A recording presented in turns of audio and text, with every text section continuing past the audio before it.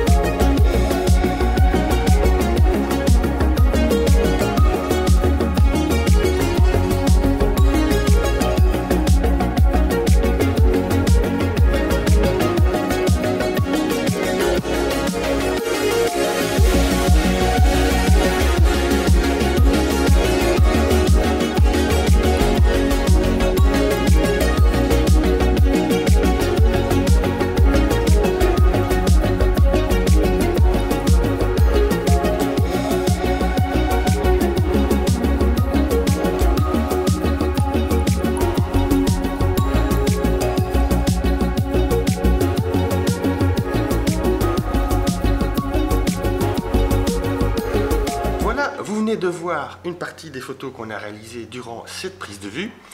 Comme vous le voyez, ça marche aussi bien en couleur qu'en noir et blanc. Et comme je vous le disais, c'est quelque chose qui est un petit peu moins courant visuellement. À savoir que la lumière étant placée derrière, on crée une atmosphère qui est vraiment différente de ce qu'on peut voir d'habitude. On est tout dans la douceur et dans la subtilité. Ça plaira à certains, ça ne plaira pas à d'autres. Tous les goûts sont dans la nature. Ce qui compte surtout, c'est que vous soyez content de vos photos et que ça plaise à vos modèles. On est maintenant arrivé au bout de cette vidéo.